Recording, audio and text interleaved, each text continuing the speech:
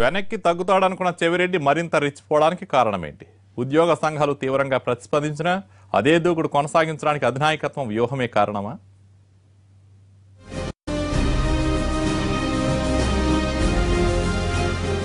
చిత్తూరు జిల్లా Chandragiri MLA YCP నేత చెవిరెడ్డి భాస్కర్ రెడ్డి ఉద్యోగులపై చేసిన వ్యాఖ్యలు ఇప్పుడు పార్టీలో హాట్ టాపిక్ గా మారాయి.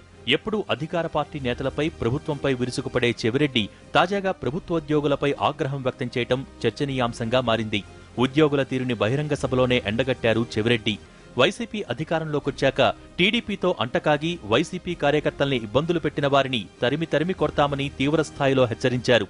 ఈ విషయంలో ఉద్యోగ సంఘాల నేతలు సైతం తీవ్రంగానే స్పందించారు. అధికారంలో ఉన్న ప్రభుత్వ ఆదేశాల్ని అమలు చేయటం ఉద్యోగుల విధని నోరు పారేసుకున్న చెవిరెడ్డి క్షమాపణలు చెప్పాలని డిమాండ్ చేశారు.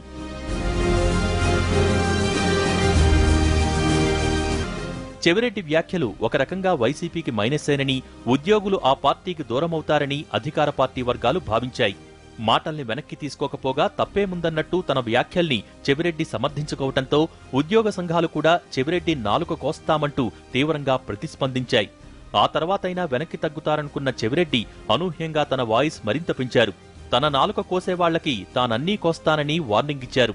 అంతేకాదు, రాష్ట్రంలో ఇటీవలి పరిణామాల్ని వెల్లడిస్తూ ఉద్యోగ సంఘాలు చంద్రబాబుకి ఎందుకు వంతపాడుతున్నాయని చెవిరెడ్డి ఎదురు ప్రశ్నించడంతో ఉద్యోగ సంఘాల నేతలు కూడా ఈ వివాదాన్ని కొనసాగించకుండా వదిలేశారు. ఒక రకంగా చెవిరెడ్డి ఇలా మొండిగా ఉద్యోగులపై విరుచుకుపడటం వెనుక వైసీపీ వ్యూహం ఉందనే టాక్ నడుస్తోంది. ఉద్యోగ వర్గాలు టీడీపీ ప్రభుత్వం చెప్పినట్టు ఆడుతున్నాయని, ఈ విషయాన్ని ప్రజల్లోకి బలంగా తీసుకువెళ్లడం ద్వారా దీనిపై చర్చ జరిగేలా, ప్రజల్లో వారిపై వ్యతిరేకత వచ్చేలా చేయాలన్నదే వైసీపీ వ్యూహమని అంటున్నారు.